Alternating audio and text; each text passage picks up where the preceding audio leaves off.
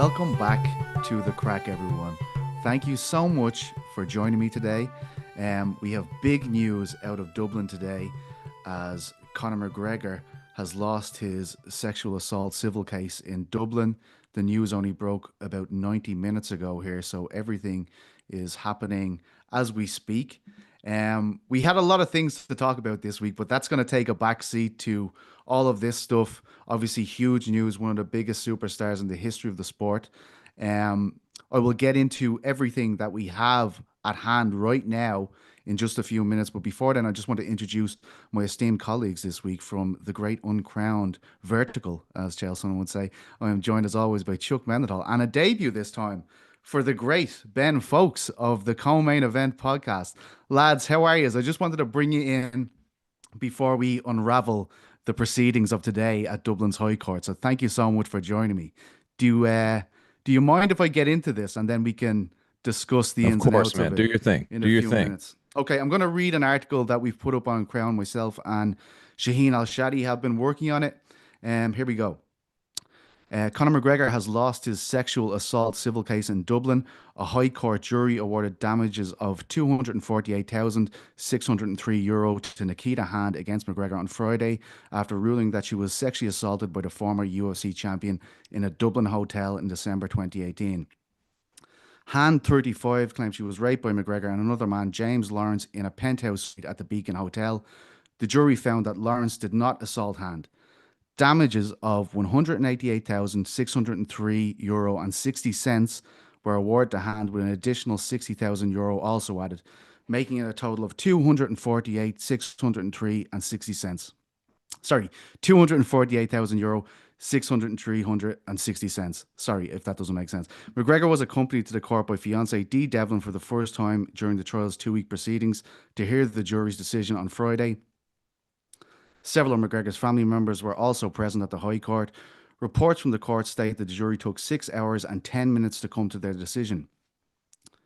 Leaving the court at approximately 5 p.m. local time, McGregor declined to make comment as he was sworn by the waiting media. The case was a civil case, not a criminal case, meaning the assault is deemed a civil wrong and therefore the plaintiff is entitled to compensation. However, McGregor will not face criminal sanctions. Outside the High Court, Hand gave a statement to media thanking her legal team, the Rape Crisis Centre, her family and her friends. She said, "Lastly, I want to thank my daughter Freya. She has given me so much strength and courage over the last 6 years throughout this nightmare to keep pushing forward for justice. I want to show Freya and every other girl and boy that you can stand up for yourself if something happens to you, no matter who the person is, and justice will be served. To the victims of sexual assault, I hope my story is a reminder that no matter how afraid you might be, speak up, you have a voice, and keep on fighting for justice. I know this has not only impacted my life, my daughters, my family, and my friends tremendously. It is something that I will never forget for the rest of my life. Now that justice has been served, I can now try to move on and look forward to the future with my family and friends." So that is what we have so far. We will be adding to that article throughout the day. Sorry, I was very nervous about reading such a vast text there out loud, but obviously huge news here, lads. And please let me be a sounding board for you guys on this. I've been keeping up with this for the last 2 weeks. Um, it has been an incredibly polarizing court case in Ireland. I mean, everybody has been weighing in. There has been talk about it everywhere. It's been all over the news, the cover of newspapers. And I'll remind you, as I said to Ariel earlier this week, there's a general election happening here next week. And I feel like this has been rivaling it for publicity, which is absolutely insane. We know McGregor has yet to comment. He left the court at about 5 p.m. with Dee Devlin. And of course, as we just read there, Nikita had her say outside of the High Court too. Incredible stuff concerning possibly the biggest star the UFC has ever seen, Chuck. It is. It's a crazy thing, man. It is. And I got to say that I wasn't anticipating. I know we kind of were hitting, touching base on this yesterday, that it might actually happen before we tape. And I don't think either one of us thought that it would be like guilty, right? Like it doesn't usually happen. So the first part of it is just like, wow, somebody's accused of notoriety, somebody who has a big name and seems almost invincible in that sort of situation. finally gets caught with something, you know. And I mean, nothing has really stuck to Conor McGregor other than, you know, so he's had like people know like the kinds of things he's had, the old man at the bar situation, the mini car situations he's had. There's been so many things that have added up around him, but nothing really sticks. But I feel like this is that first big blow where something comes in and it's corroborated and it's found to be guilty and credible and everything else. And you say, like, what does this mean for Conor McGregor? This is a crazy situation. Um, and I got to say, man, it's like it feels almost like you're talking about it in Ireland and kind of the way it's been. And I feel like it's almost I don't know how it feels out for you, Ben, in Montana, but it feels almost like nobody's talking about it out here until today. It feels like now it's blowing up, but it has kind of been under the radar. So this whole thing is a lot to process all at once, man. Yeah. Yeah, the Sorry, go one ahead thing there. I wondered, Pete, maybe you could tell us is, so I understand what you're saying that this is a civil case. Mhm. Were there any criminal charges filed? What was there, like, can there be criminal charges filed after the civil case? Where does that stand? As far as I know, there won't be. Nikita Hand has stated throughout this situation that the only reason why she went to civil court is because the DPP, which is the Director of Public Prosecutions in Ireland, they did not take the case.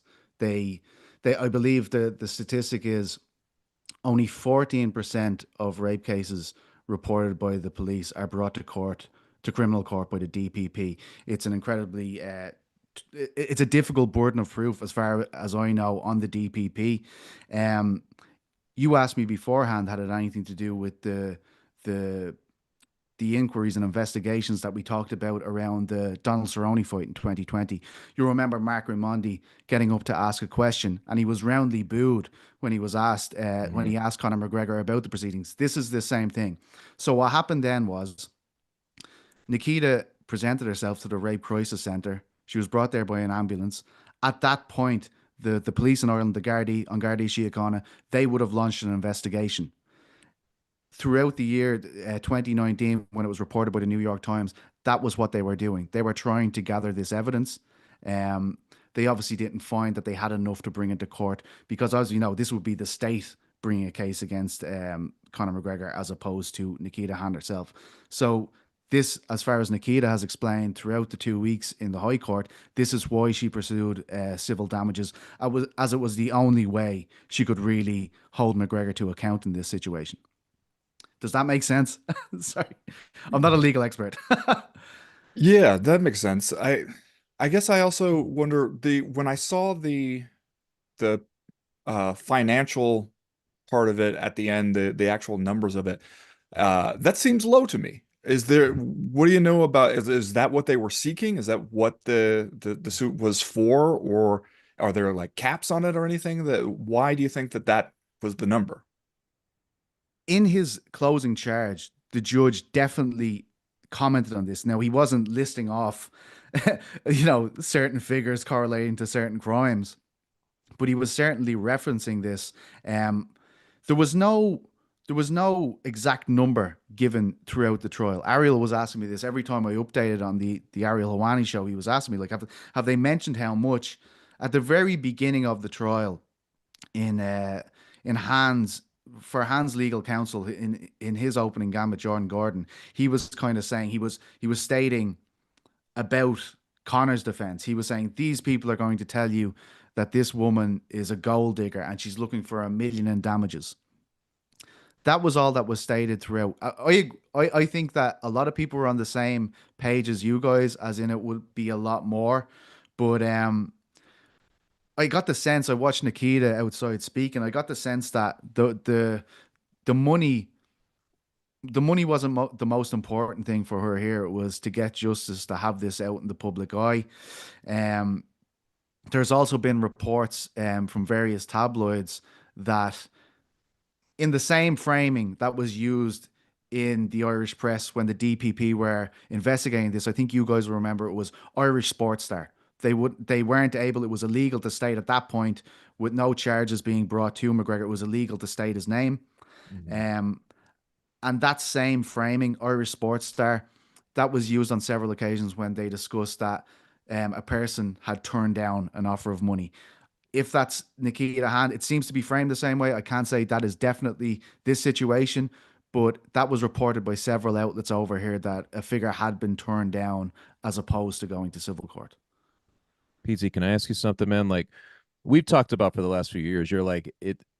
You kept saying that basically Conor's juxtaposition, I guess, from his original star shooting up to all of these things that have kind of happened over the course of time, this now taking the cake and kind of burying the rest in a lot of ways because it becomes like a very real thing for people to look at. What is the perception out there of him at this point, man? I saw like just the video right there where he's getting into the car. You can see all the press. Some of the questions are in that way, like when you see an American, somebody who gets in trouble for something and they're found guilty, are very they're very much are. Do you want to apologize? You know, do you want to say these things? They're trying to get them to. But what is it like? What's your sense, having been around this trial? Like, does it feel like this is kind of the ruin of Conor McGregor out there? It's, you know what, I think a lot of people have very strong feelings about McGregor. And I'd say the vast majority of people have negative sentiment towards him. This certainly won't help that.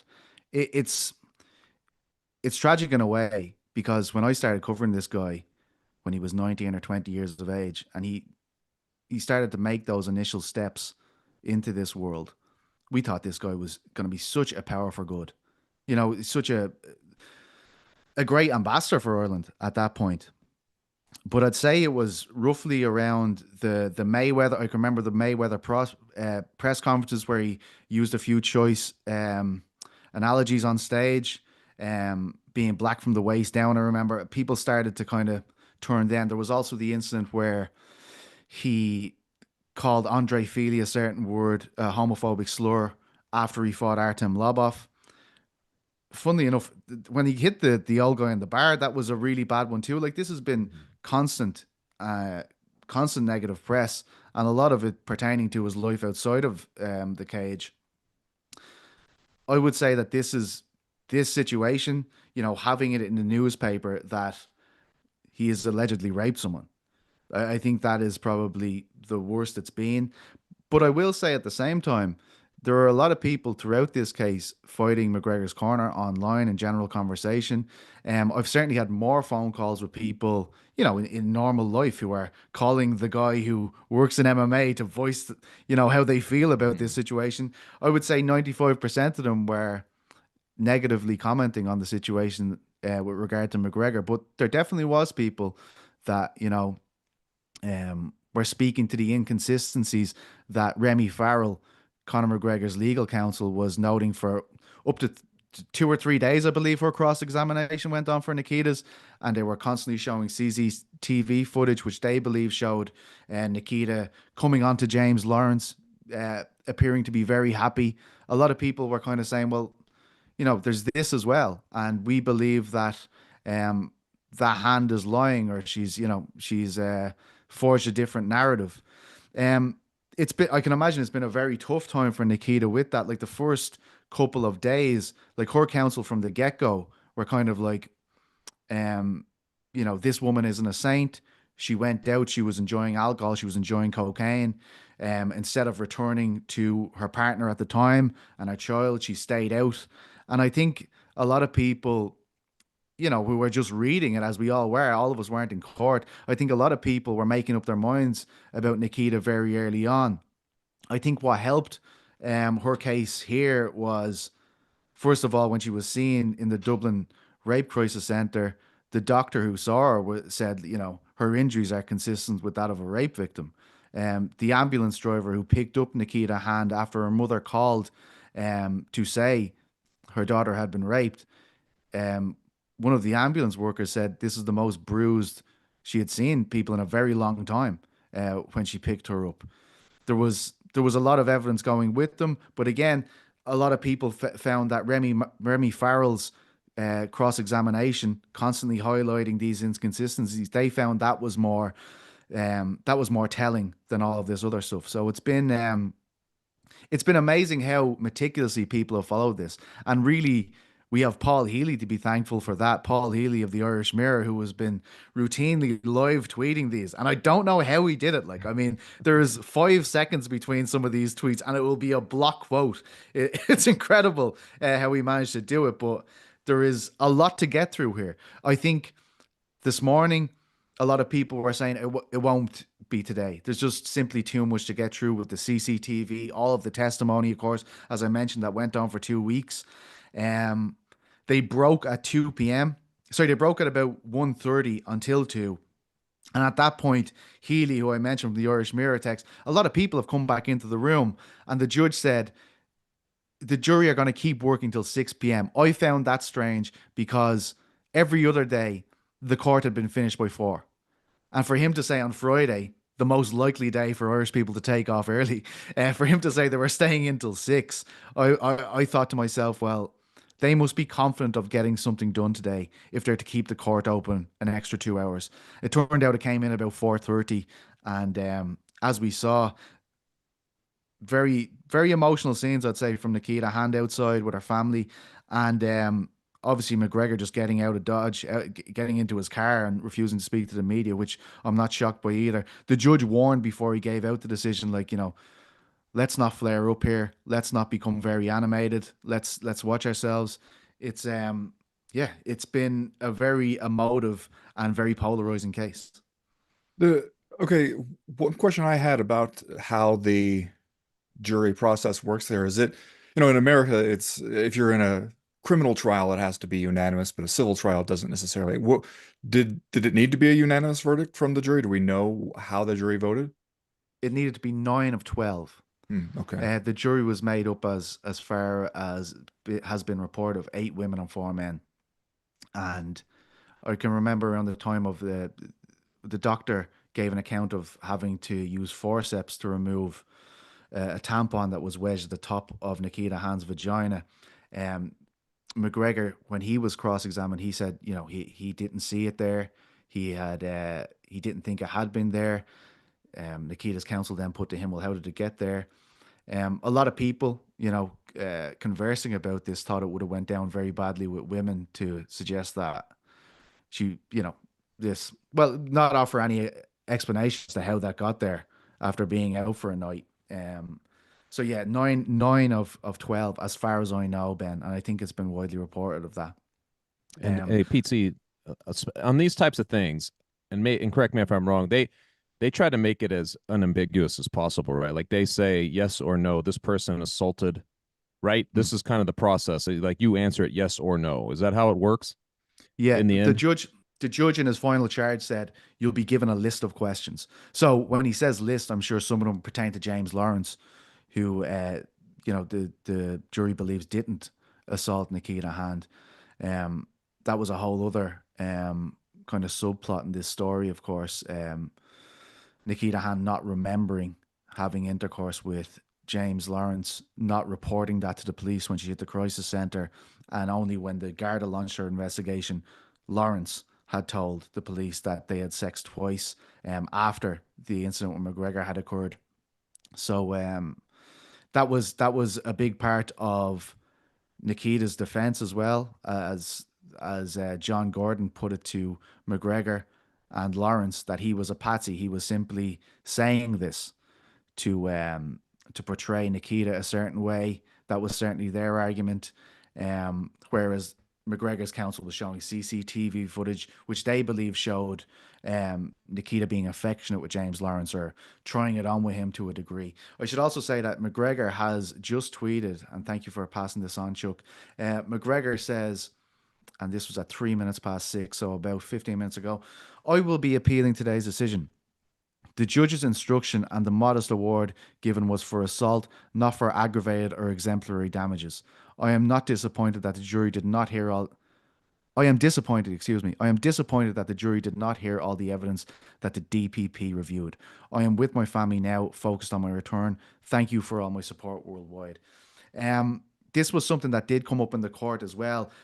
We aren't privy to the reportings. There was a certain time where the judge had to stop DPP evidence being given up, as I explained at the start, DPP being Director of Prosecutions, Director of Public Prosecutions. They launched the initial investigation when Nikita went to the Rape Crisis Center. At some point, I'm not too sure which legal defense it was, but one of the teams tried to bring something in from it. There was a stop in the proceedings, and I believe what was reported at the time was they were told that none of this could come into this courtroom, as in this needs to be a completely separate thing than what the DPP were doing. Because if the DPP didn't bring it to court, then they can't be using evidence in a different court proceeding for that. If that's as far as I know now. And again, I am not a legal expert here, but I'm doing my very best for you guys. It's tough on live show, isn't it? Just to put on your legal cap and jump into the Yes. situation. Do you think Yeah. that, you know what commonly happens, and I'm not, this is more of a track record thing for Conor McGregor, just kind of being such a madcap, and just off the handle. Is it possible that more people actually, you know what I mean? Like that more people seeing a victory against something like this come out of the woodwork? You know Well, what I'm saying? Like, do you see something like that happening? I mean, the whispers at some point graduate into something more material. And this is that moment, right? Like of things yeah. going on with Conor McGregor. So does that possibility exist? I mean, there's certainly been more incidents that have been reported. I don't know how far, I don't know any of their grounds, evidence, anything like that. You have to remember as well, this is 6 years later that Nikita I Hand know. is getting to court. So I wouldn't know the timelines or anything like that. Um, there's also the court case he has with Artem Lobov. I don't know when that's coming up. Like there's certainly a lot on his plate here. If he's going through the appeals process, that will take a very long time too, I'd imagine. But I think you come away from something like this and you're kind of sitting around thinking like, what is the impact? Like that's the real next question, right? Like what Mm-hmm. what will this do to McGregor? And that's a very loaded question because McGregor's much more than an individual now. He's a brand. This guy has several companies attached to his name, like Forged Irish South, the MacLife, the Tidal Spray. I know. I think there was talk of him launching other companies too. I mean, I'm only. This is the tip of the iceberg. The I things know. I'm mentioning. Do you think, Ben? Do you think that this affects him? You know, in insofar as what we talk about predominantly, his career in the UFC, or do you think the civil element is, as opposed to the criminal thing, will kind of help him in that regard, obscure him from any serious kind of reprimands? I think there's a few different ways to look at it, honestly, because there's the question of how we in the MMA world, in the fight sports world, will look at him now. But then there's also the question of how the broader public looks at him now. As you've seen, especially recently, the fight sports world, the fight fans, are among sports fans, maybe the ones most willing to look past something like this. And that gives me no joy to say, but I think that it's true that a lot of fight sports fans will take the position of, for one thing, if he says he didn't do it, I don't believe it. And I just want to see him get back in there and fight again. I'm sure there'll be a lot of people who think that. And I'm sure there's a lot of people who are sympathetic to an argument like, oh, hey, he's a rich, famous guy and people are coming after him with made up stories, just trying to get some money out of him, which I wish those people would stop and think about what this woman had to go through over the course of 6 years to end up here with a judgment of basically like $250,000. Like, would you go through that for that long just to get that amount of money out of it? I don't think many people would. I think that even being willing to come forward with that in the first place, she's seen how this has gone for other people. She had to know that they're going to tear your life apart and you're going to have to go to court and be willing to have them tear your life apart in a huge public sphere. And if you're willing to do that, then I'm inclined to believe, that this claim that it's not about money, that's about being heard and justice.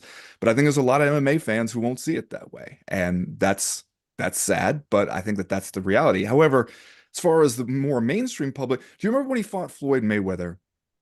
And there was an undercurrent of people at the time who were saying like, hey, I have not forgotten Floyd Mayweather's many incidents of Mm-hmm. violence against women. How am I supposed to, give him my $100 for the pay-per-view and not feel gross about it. I remember writing a story for this. It was when I worked for USA Today and MMA Junkie, kind of about talking to different people about how they were trying to square that. They wanted to see the fight, but didn't feel great about giving Floyd Mayweather that money. And now you look at the other side of that fight, and Conor McGregor is in that. And so the next time he shows up to fight, you got to ask yourself, how do I feel about putting money in this guy's pocket? I think the other side of it, though, is getting him to get back in the UFC cage has been a big battle for the UFC. Is he more likely to want to do that because he wants to replace some of these bad headlines with, hey, remember the thing that you know me for? Remember the thing I'm actually famous for? Let me go and do that to try to put this stuff behind me. And it's not like I see the UFC being like, we don't want this kind of business. We've seen the UFC. They want that kind of business. They're not that concerned with what comes with it. It's, you know, I listened to Dana speaking recently, and obviously this is all happening at the same time. And to your point, Ben, like about putting McGregor in the spots again and whether people will want to pay money for it, he mentioned the back end of 2025. And I believe a TV deal will be, you know, up in the air at that time, may have been secured, may not. Certainly the contract will be up and they'll be looking for new broadcast partners. McGregor, you'd imagine, like this guy has been one of the biggest superstars, probably the biggest superstar this company has ever created. Does this weaken him as a bargaining pin for the UFC, Chuck? Like to be going in, like obviously John Jones, a guy very controversial as well. They'll be wanting to put him in the mix for potential broadcast partners in the future. With him saying McGregor at the back end of 2025, you'd imagine that he will be one of the guys they're saying to a potential brand part, like broadcast partner, we're going to have this guy fight. You know, he's going to fight again then. Does that weaken his position as a bargaining tool for the UFC, do you think, Chuck? I don't think so because in a lot of ways the UFC has kind of carried on without him anyway. I mean, Conor has kept himself involved in association to everything that's going on. He's very good at remaining vital to the picture, even if he's not participating. I don't think that will have a bearing. And it's also just that the UFC has, Ariel mentions this all the time. It's just about those letters now, man. Like they sell out wherever they go. I think that the brand now is as big as it's, obviously as it's ever been, as its own thing. The pandemic helped it kind of get to a new level. I think that like the gambling scene and the legalization of sports gambling has pushed it into a level where lots of people pay attention to who maybe don't even care about the fights themselves. It just they have the action on it, that sort of thing. I think that where the UFC is bigger than anything Conor's going to do. And honestly, man, I'm with Ben. I mean, you know how this goes. There'll be a major outcry maybe for a few days, and then there will be that element that will punch back.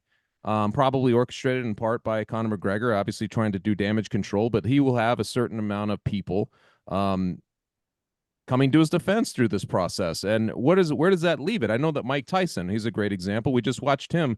Mike Tyson had an asterisk over him for a long time, but did it ultimately prevent people, from he went to jail? You know what I mean?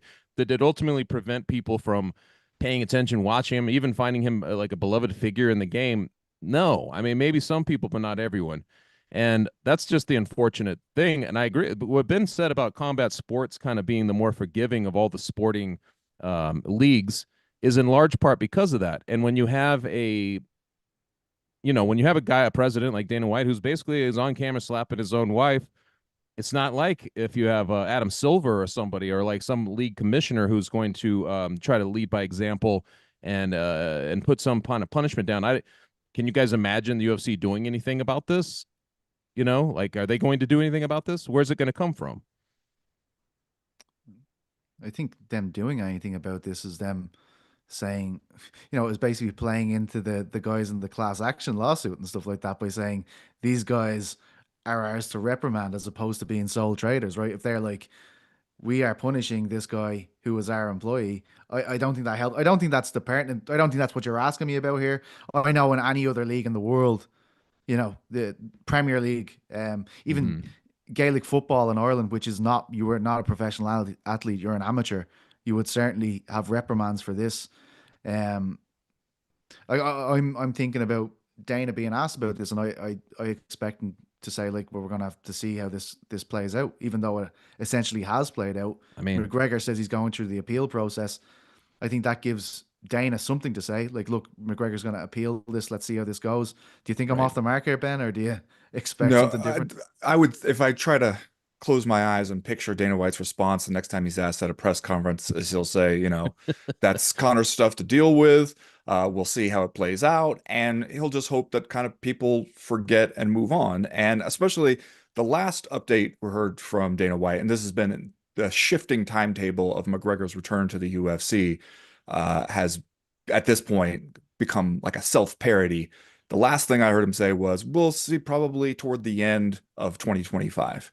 And if the UFC is making the calculation, hey, by then, we'll be able to use him sort of as at least some kind of bargaining chip in a new broadcast rights deal.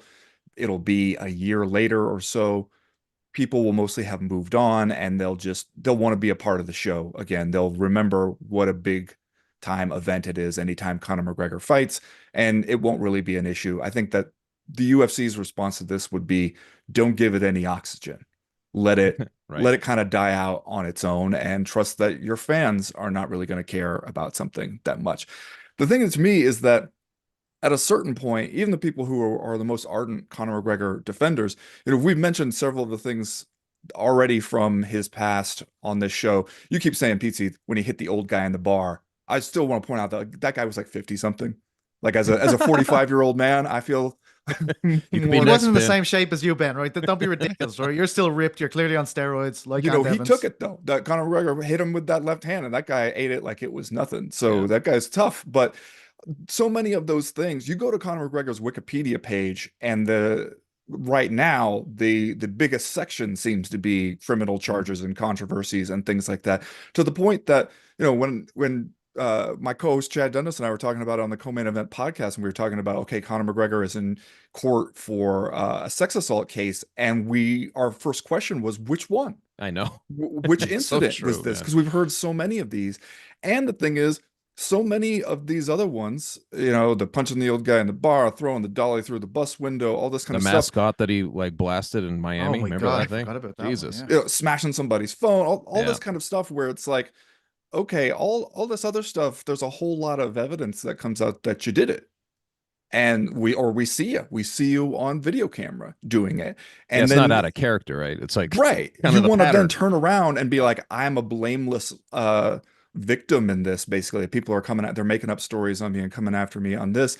And I think people get a lot less likely to believe that when they have seen you with their own eyes doing a lot of this stuff that you've been accused of. And it just, at a certain point, it becomes so overwhelming that if you were making a choice to ignore it, you kind of have to own that choice. You're kind of saying you just don't care. You want to watch the fights. You mentioned the fans, Ben. I think we all have had interactions with the MMA fan base on a particular app for the last few years. Um, I don't want to say that the people that we see and that are sometimes in your replies nagging you about this and that are the dominant voice of MMA fandom. But do you think that they protest a situation like this, Chuck? They'll kind of put their foot down and say, we want answers about this McGregor situation. Or at the end of the day, are we asking too much of the fan base at that point? Because these people are just looking for an escape on Saturday for the most part, right? It's such a.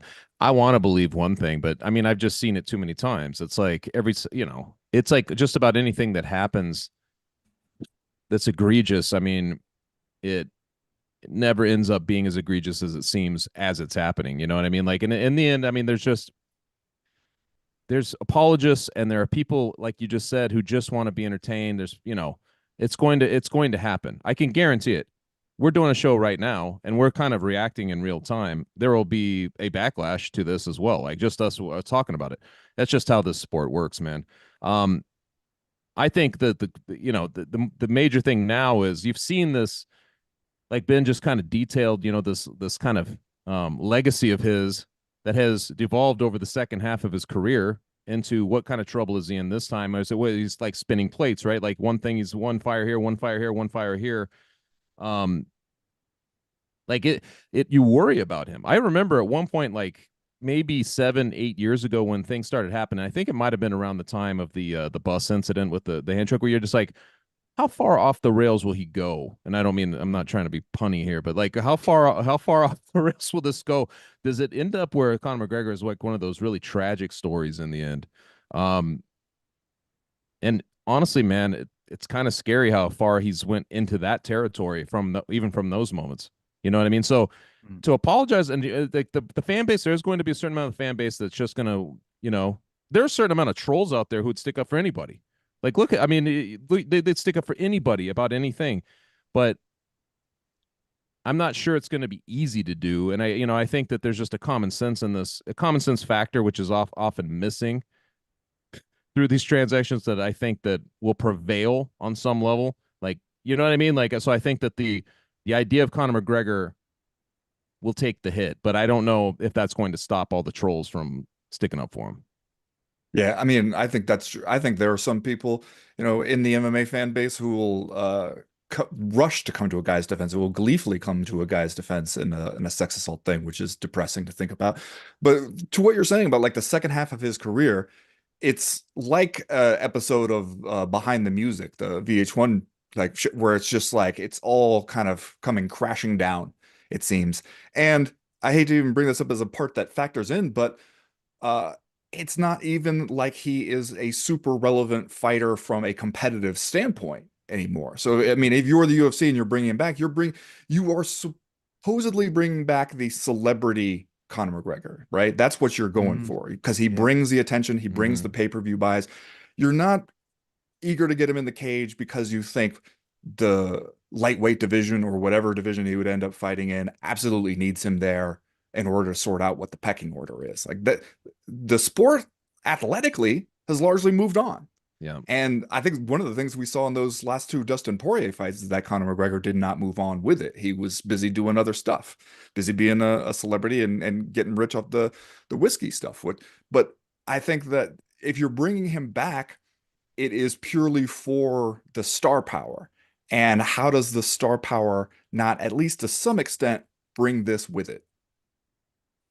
Yeah, it's a very good point. And as you're saying that, Ben, talking about the second half of his career, I think this is a clear point, and it's the Tyson story. It's the trappings of fame.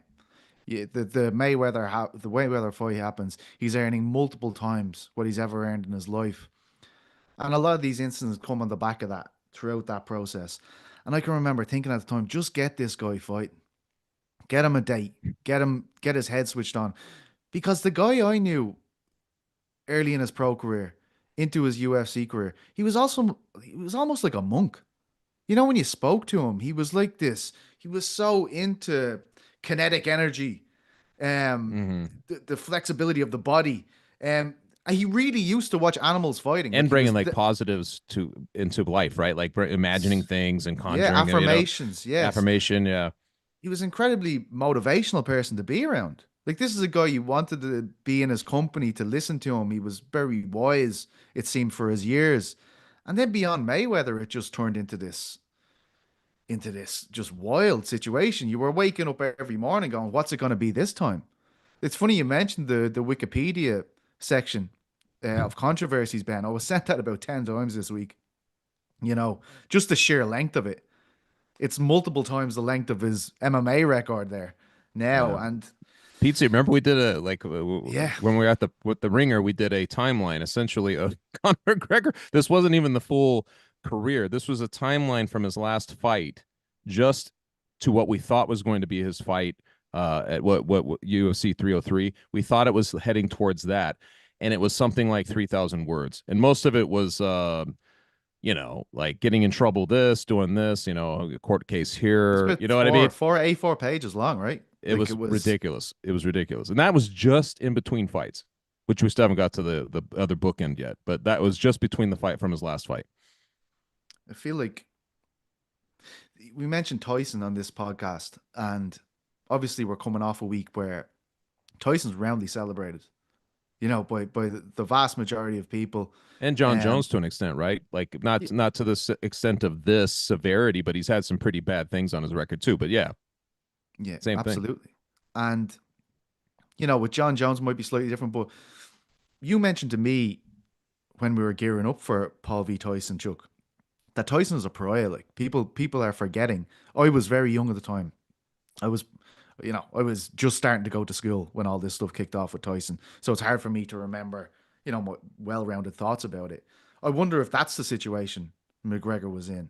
And I don't want you to pull out a timeline right now on this, but like, how long do you think it took for people to start playing ball with Tyson again after that? Well, the morality of our society was a lot different at the time too, and it was just a, you know, there was no social media. Like you couldn't just cancel them. It was more it played out in just private conversations and like around your buddies you know what I mean. Like it was more of like that, and it was a been. I mean, I don't. You just said you're 45, so you remember these times. Like Yeah. it felt to me like it hung with him for a long time. But this is a guy who is a very public figure. I mean, just like Conor and is some of the things that were going on, including I remember him, going to prison, coming out of prison. Like it was all very documented, and I think that did hover over him. I can remember. I think it was it McNeely? Who did he return against? Peter But it was McNeely. Peter McNeely. It came back in that fight, and I remember there was like this major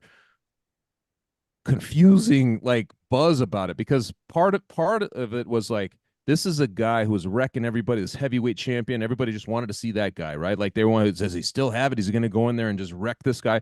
But then there was like this media contingency that was like behind it all and had to ask hard questions. And there was a dark cloud that followed him through that part of his career. And I think it hovered with him, man. I mean, like I said, in the end, what wins out is what they push forward. It's a game of hype, right? They're going to push forward the hype. They're going to hope that drowns out the noise around it. They're going to try to do this with Conor too. But I felt like it stuck with Tyson for a long time, and I'm not sure that McGregor, at whatever age he is right now, 36. yeah, 36 will be, is he going to be around 5, 6, 7 years, like still trying to do this? I doubt it. I mean, who knows, to be honest, like his story at this point. But I think it's going to take a while, man, to live something like this down. And I'm not saying he ever should be able to, but you know how it works, man. For people to start wanting to look at him a different way again, maybe they won't at all, but it's going to take a little while. But I think the Tyson one lasted more just because I felt like we weren't moving as a society from one news chain to the next and like switching gears and having our attention stolen all the time. You focused on that for quite a while back then. Well, I think one of the differences though with the Tyson thing was that, as you kind of alluded to, he was a little bit closer to his athletic prime at the time. He went to prison when he was one of the top heavyweights in the world and then came out. And some of those fights that he had initially coming back seemed like sort of jokes, seemed like, okay, we're setting up a fight purely for Tyson to win. But also, it was sort of baked in, honestly, to the Tyson appeal was this guy is an out of control monster who might do anything. And that they worked with that, honestly. They used that as a marketing tool for Tyson fights because it was part of the thing, even if he wasn't fighting a top heavyweight opponent, it was you never know what this guy's might do. He might do anything. And the Evander Holyfield fights came after that. The Right. biting the ear thing came after he was out of prison. I was just going You're back and so right. It's like revisiting. they were trying to market like an untamed animal type thing. I remember Right. this. That's a Yeah. great point. And he very much played into that. But also one of the things that I think has always made Tyson fascinating to us was that there was a terrifying power on one hand, but there was also a real vulnerability. Like there was like a sort of hurt little boy underneath who you got glimpses of, who you could see every Mm. once in a while, and who would talk to you, who would tell you things about what he was actually thinking, where you would go, oh, he shouldn't be saying that out loud, but also I'm riveted by the fact that he is. And I was just before this Jake Paul fight, I was revisiting an old New Yorker article that they did before the second Holyfield fight. And at one point, the writer makes the point of like, hey, Evander Holyfield seems like a better dude. You go over there, he's hitting the heavy bag while he's singing gospel music, and he's going to try his best and all the sports platitudes. But, you know, he hasn't been to prison for rape. He's not going to sit there and talk about his brutal childhood growing up and around like immense poverty and crime in Brooklyn. He's not as good a copy. He's not as good a story as Mike Tyson is. And so people gravitated toward that. As far as though when the image started to soften, honestly, I think it was The Hangover. I think it was being in Yeah, The That's Hangover. true. Yeah. There's a lot of people now who know Tyson as a celebrity, and they weren't around for the Tyson Right. athletic peak in the 90s. You know, they remember him from The Hangover. And if you recall, the reason he works as a plot device in The Hangover is because we know he lives in Las Vegas. We know he has tigers and exotic animals. And you know, if you had, even you as a regular person, if you had to go to Mike Tyson's house to apologize for having wronged him, he might do anything. That was part of it. That was Yeah. why Tyson was the perfect figure to play that role. Even now, it's like Mike Tyson's the guy where if you start messing with Mike Tyson on an airplane, as somebody did a couple of years ago, and just start bugging him, he might turn around and punch you in the head. And like that's part of like the appeal. Uh, I don't know, like Conor McGregor at this point in his career, I think is going to just try to come back, try to say incorporate me back into the UFC, and not going to want to answer questions about it, not going to want to talk about it. And I don't know how that's going to play, how the UFC will handle it. I think everybody will just try to act like it didn't happen. We don't want to talk about it. Let us please make that money again. I want to put this to you guys because I'm very close to this situation. Like it's happening a few kilometers down the road, for God's sake. But a friend put to me today, before anything was decided, he said, regardless of what way this goes, I don't think anyone will change their mind on Conor McGregor. As in, the guys who have been defending him because he has been because he's been Nikita has been awarded these damages in a civil court, they're not going to suddenly go, well, actually, I now see him this way. Same as the people who were on Nikita's side, she's awarded these damages. They're going to stay where they are, right? This is what I thought this guy was. Do you understand what I'm asking? Do you feel like this will dictate opinion on what McGregor is, Ben? Yeah, I think you're right. I think that most people have filtered into one camp or another on that because if you weren't affected by any of these many, many different accusations, and like I said, many of them that we saw for ourselves that were true, if that didn't change your mind, I don't know how the decision of a jury in a civil trial will. I don't know if that's the thing that makes you finally go, well, all right, now I must have to reevaluate how I see this guy because it's been Even if he went to jail, like even if it was a right. criminal trial and he went to jail for a year, you'd be saying that we'd say the same thing, right? Yeah, I think people have mostly kind of made up their minds about it. And so, yeah, I can't see it just the fact that there's a verdict that goes against him. I don't see that as being the thing that makes people change their minds. Maybe though, it just starts to seem, uh, depending on what kind of circles you travel in, a lot less cool to be a really vocal Conor McGregor fan. That you used to see he was the guy who people knew about if they didn't know anything else about this sport. And he was the guy who people would be interested to see fight, even if they never watched any other fights.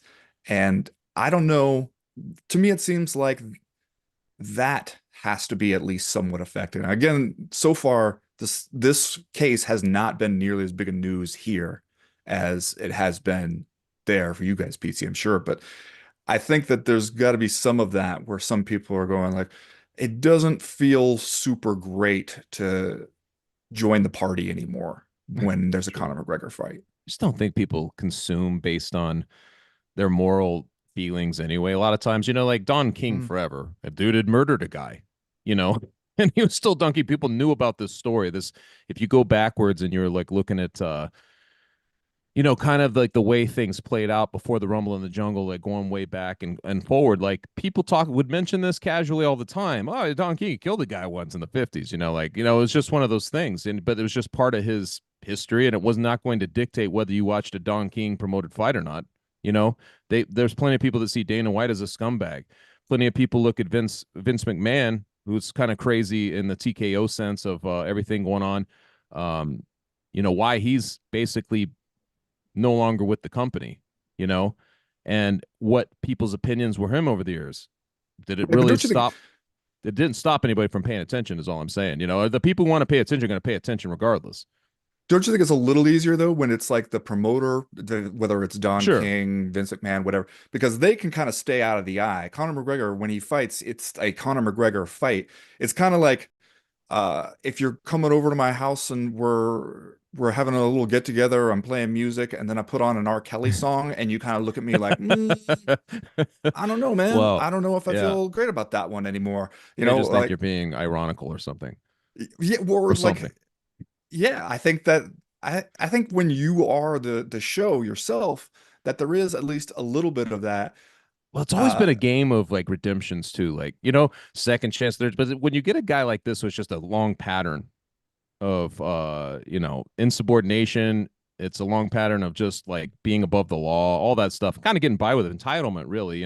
yes, I think it does basically factor in on some level, especially as this, it gets worse as it goes on. Like this is worse than probably than the other stuff. This is worse, right? So I can remember growing up in Denver, Colorado. There was a heavyweight named Ron Lyle. You guys know Ron Lyle? Like he No. was part of that golden era, and like he did prison time. Like, and he learned basically to box in prison. It's kind of different because his story grew out of prison, right? And he had to kind of like, but it became part of his story. It just depends, but I feel like it's kind of like that old Gretzky thing. It's where's the puck going, right? Let's say you skate to where the puck is going, and I feel like it's where the puck is going with Conor McGregor that's so scary and weird.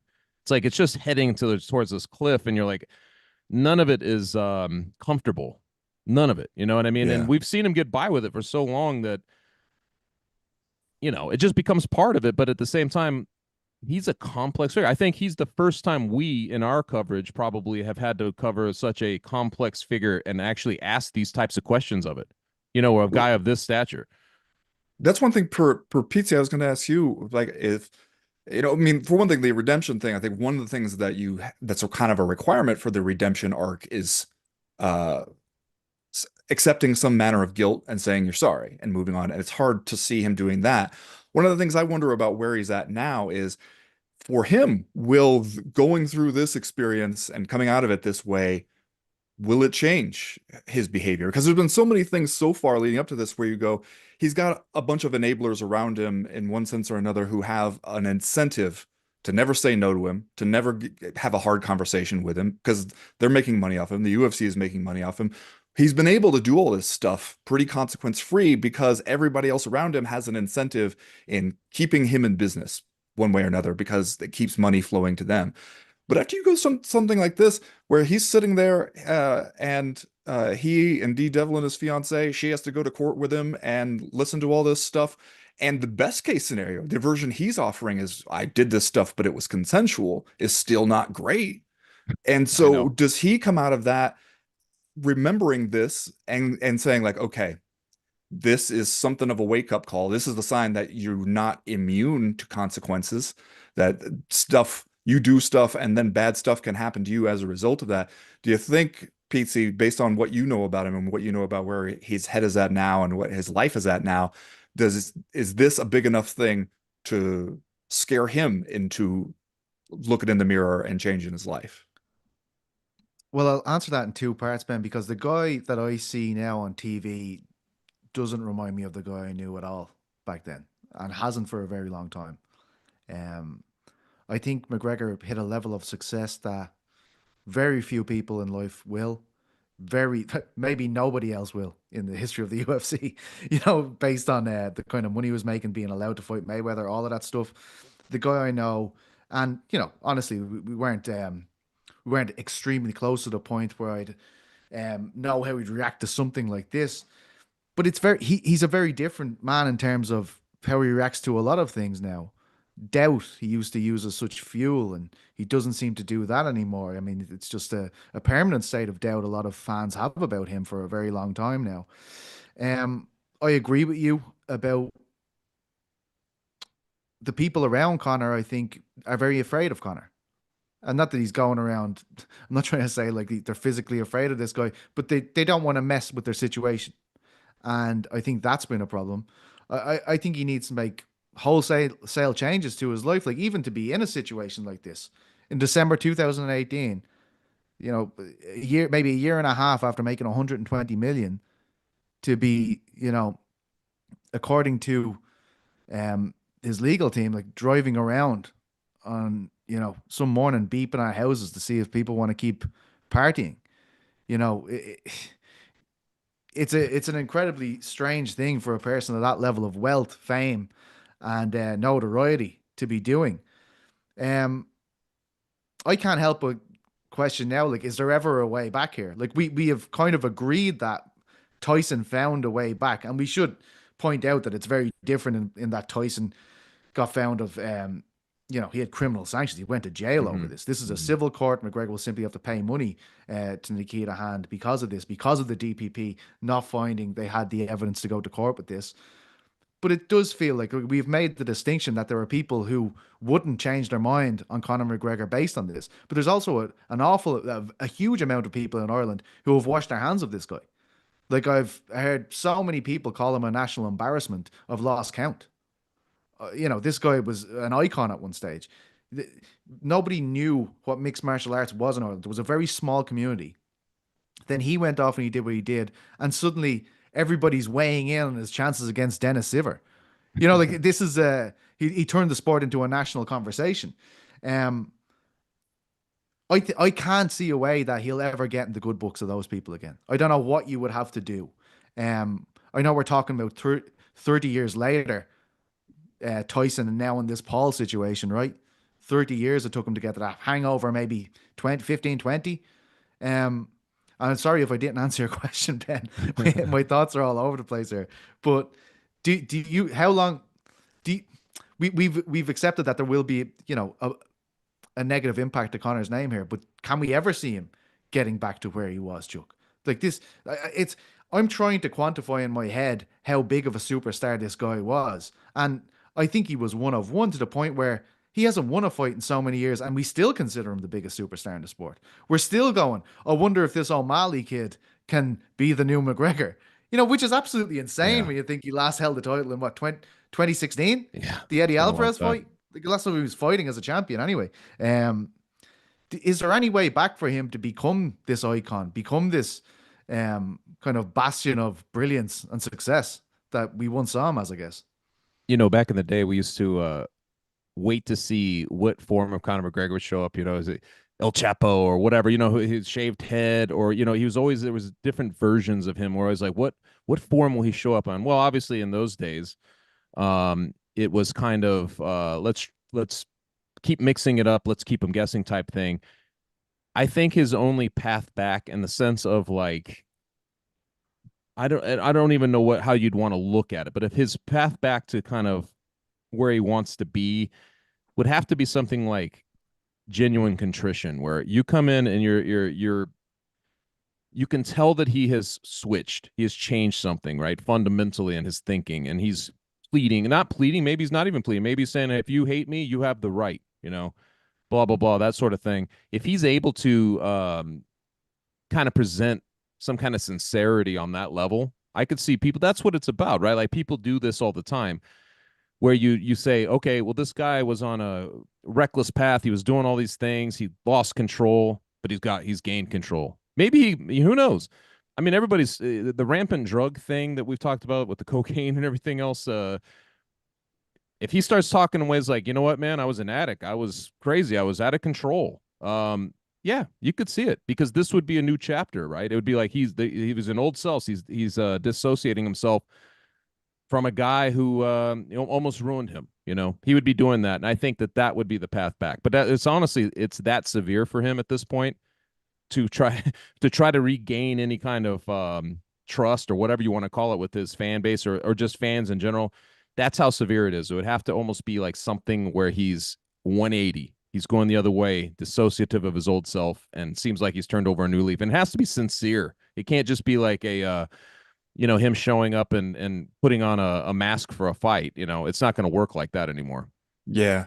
I mean, I think a good example of what you're saying, Chuck, is Kobe Bryant. Remember, he had a sexual assault allegation against him, and had a settlement. And he put out a statement after that in which he says, he acknowledges in the statement that his lawyers advised him against saying this. But the statement was an apology where he said, I thought this was a consensual encounter. I believe now that she did not see it as a consensual encounter. And it seemed like a very sincere apology. And he also seemed like his life changed after that. And he seemed like a more serious and focused. Again, he was also much younger and still had much more athletic prime ahead of him, to where he could go out after that and win a championship, and then people are going to kind of remember that more than they'll remember those allegations. But he also handled it much, much better. It's really hard to imagine Conor McGregor at this point doing all those things you just said and seeming sincere about it. I agree. Well, lads, well, thank you so much for joining us here today, all of the crackheads watching on the live feed. A very different tone to today's show. I'm sorry, Ben, this had to be your debut, such serious subject matter. We didn't get to tap into that Ben Folks humor at all today. Yeah, you got to have me back on so I can have some fun. Jeez. I swear to God, he's hilarious. This guy. You got when he's not so serious, that is. Yeah. I mean, we did have our first ever recorded hockey reference, I believe, in this podcast. I believe that was for you. That was Ben. a nod. Like, that was a nod. Of course, won't be the last if you have me on here again. Well, we definitely want more Ben Folks on here. Thank you to everyone for their patience today. I know I had to get through a lot there at the start. We were reacting to this news and trying to get the story out in the minutes leading up to us going live here, so I may have been a bit frazzled. The reaction to this will pour into the coming months, weeks, months, days, possibly years. You can keep up with the story. We will continue to cover it over on Uncrowned. The great Shaheen Al-Shadi has been helping us with everything we're putting out over there. I'm sure the story will continue to develop today, tomorrow, as I've said, over the next coming weeks and months. Thank you so much to the great Chuck Mindenhall of Uncrowned, Ben Folks of Uncrowned, and the great Co-Main Event podcast. Shout out Chad Dundas. We loved having you on. We will be back for a more pleasant conversation in the future. Keep it on Uncrowned. We love you very much. See you next Friday. Mwah.